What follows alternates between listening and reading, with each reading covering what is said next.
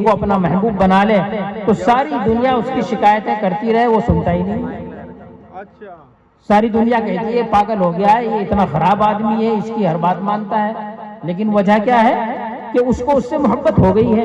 تو اللہ بھی ہم سے محبت فرمائیں گے جب ہم اللہ کے حبیب صلی اللہ علیہ وسلم سے محبت کریں گے، ایک بات۔ دوسری بات،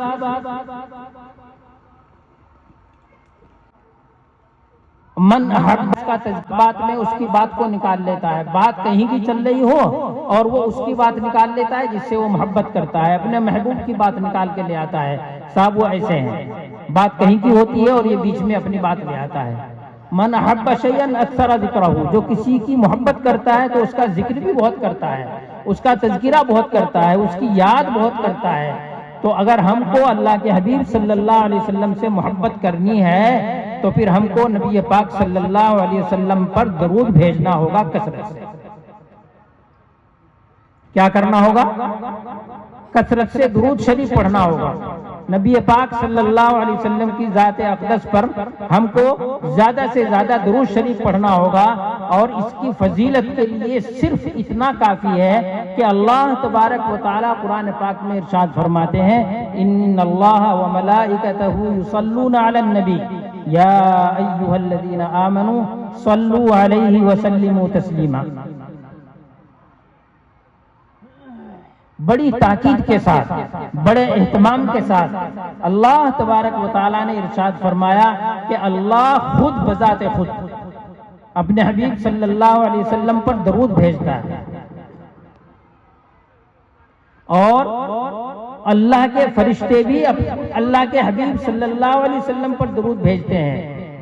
پھر اس کے بعد میں مومنوں کو حکم ہے، یا ایھا الذین آمنوا صلوا علیہ وسلم۔ اس کا تذکرہ یہ نوٹ کیجئے آپ کہ اللہ تبارک و تعالیٰ نے نماز کا حکم دیا، یہ نہیں فرمایا کہ اللہ اور فرشتے نماز پڑھتے ہیں مومنوں تم بھی پڑھو، نہیں، نماز پڑھو، نماز کا حکم ہے، روزہ رکھو، روزے کا حکم ہے، لیکن یہ عبادتیں ہیں، زکوٰۃ ہے، فلاں ہے، حج ہے، کچھ نہیں ہے۔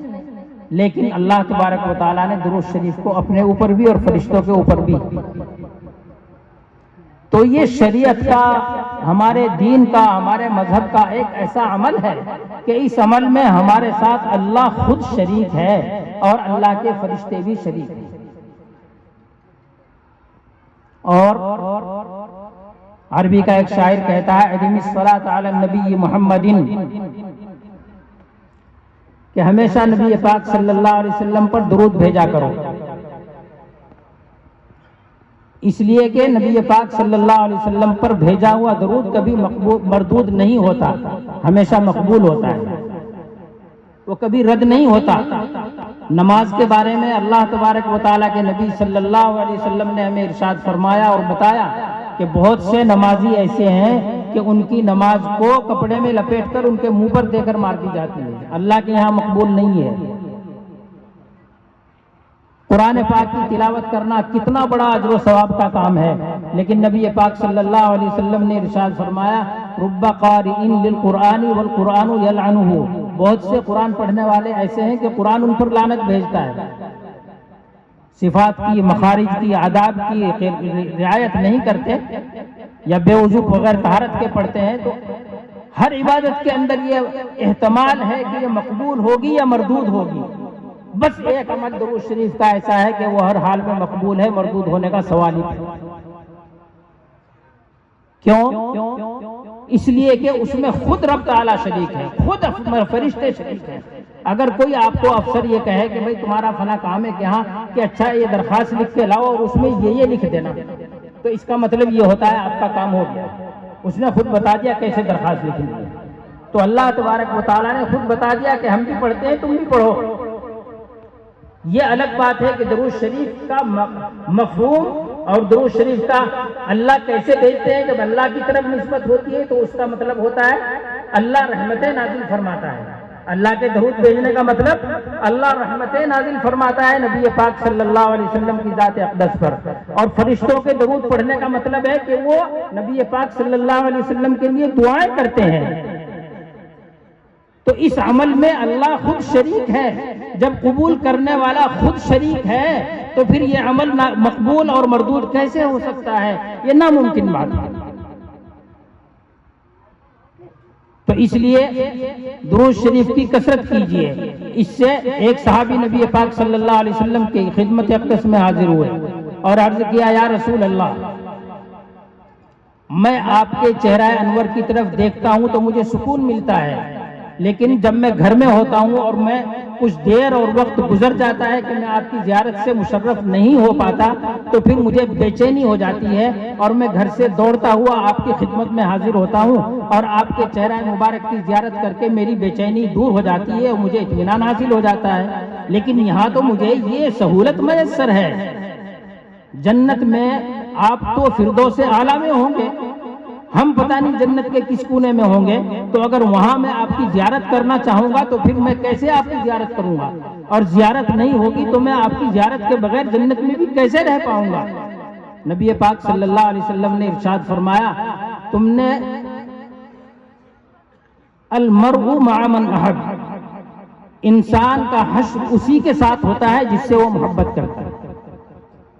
تم نے اللہ کے نبی سے محبت کی ہے تو تم اللہ کے نبی کے ساتھ ہی رہو۔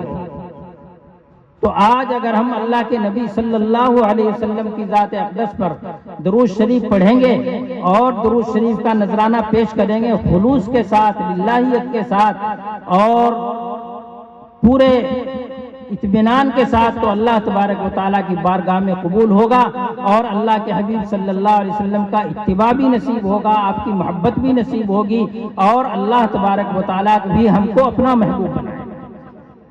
اور جب اللہ اپنا محبوب بنا لیں گے تو پھر ہماری سب پریشانیاں دور ہو جائیں گی۔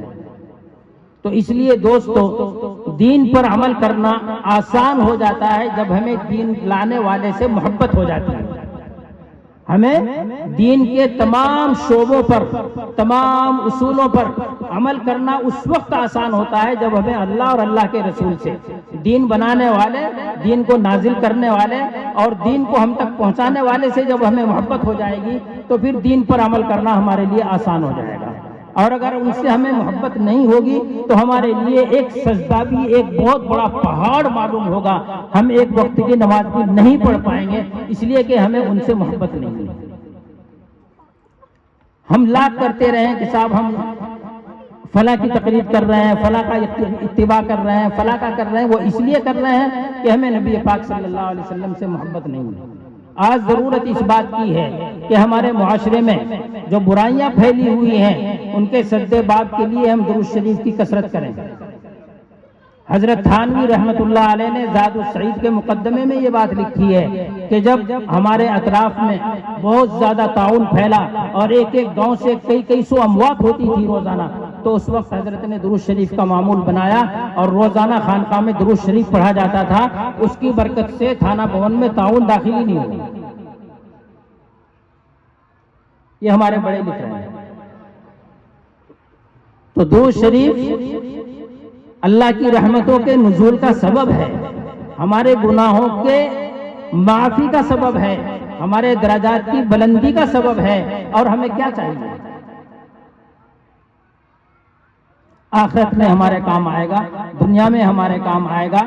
آج ہمارے درمیان اختلافات ہیں، ہم اللہ کے لیے، اللہ کے رسول کے لیے اگر ہمیں ان سے محبت ہو تو ہم اپنے تمام اختلافات کو بھلا سکتے ہیں، ہم اپنے تمام کے تمام دلوں کو، سب کے سب اپنے دلوں کو پاک اور صاف کر سکتے ہیں۔ آج ہمارے دلوں میں حسد ہے، کینہ ہے، بغض ہے، حرص ہے، عمل ہے، طمع ہے، کتنی برائیاں، تمام اخلاق ذمیمہ ہمارے اندر جمع ہیں۔ اس کی وجہ یہ ہے کہ ہمارے دلوں میں حضور کی محبت ہی نہیں ہے۔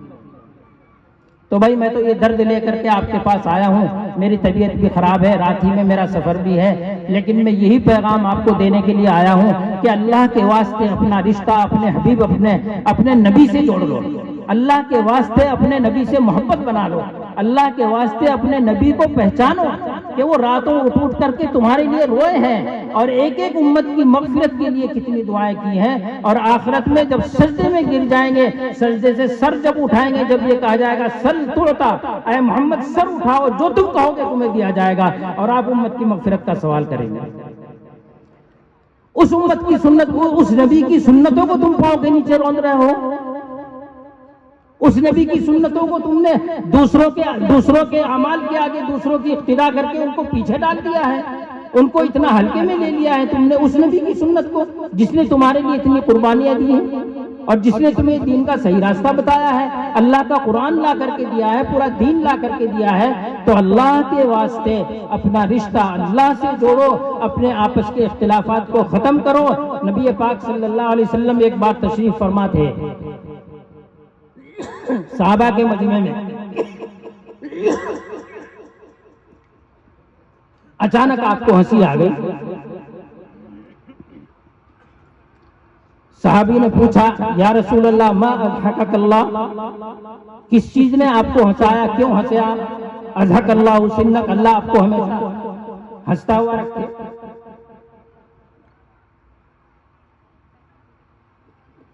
تو نبی پاک صلی اللہ تعالی علیہ وسلم نے ارشاد فرمایا کہ اللہ کے سامنے دو بندے آپس میں اختلاف کر رہے ہیں اور وہ ان میں جھگڑا یہ ہے کہ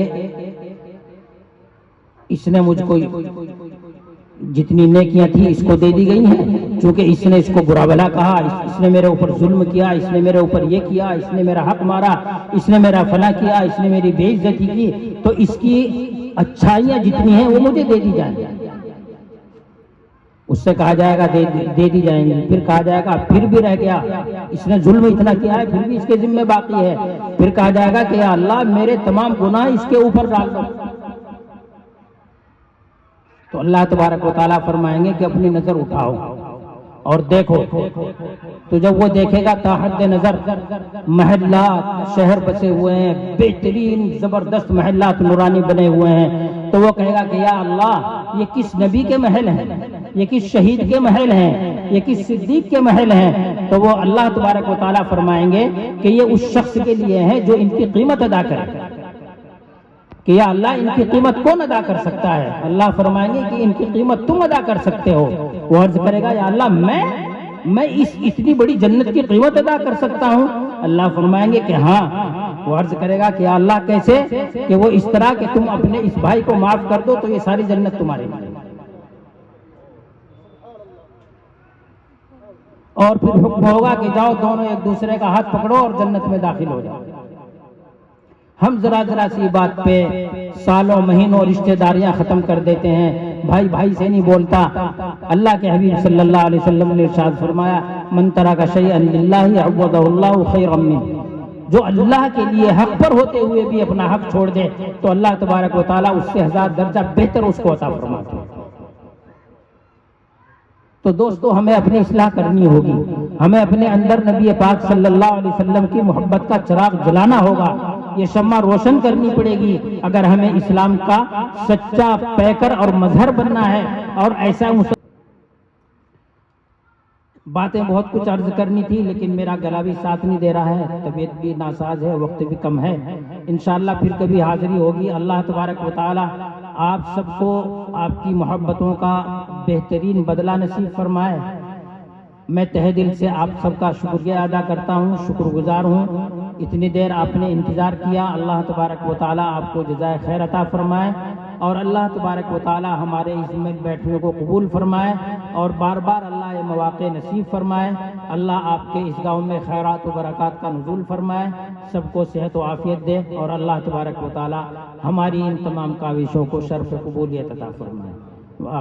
إن الله كان عليكم رقيبا وقال تعالى يا أيها الذين آمنوا اتقوا الله حق تقاته ولا تموتن إلا وأنتم مسلمون وقال الله تعالى يا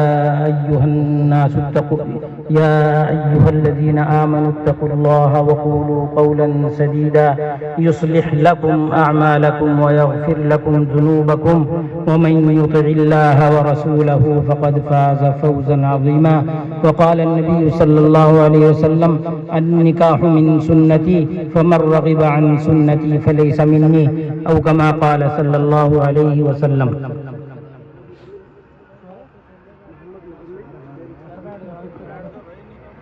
محمد مزمل بن عبد السلام۔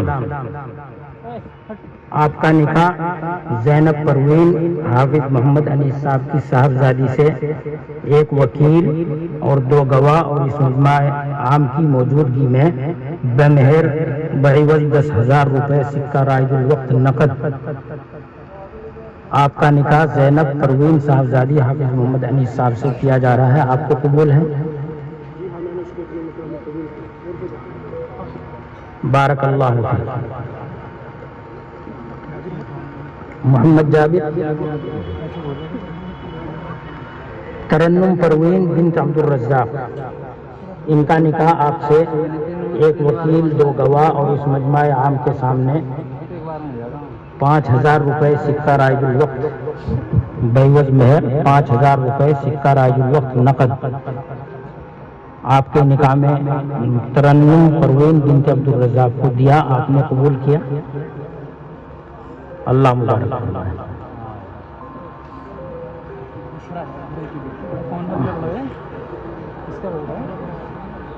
ذیشان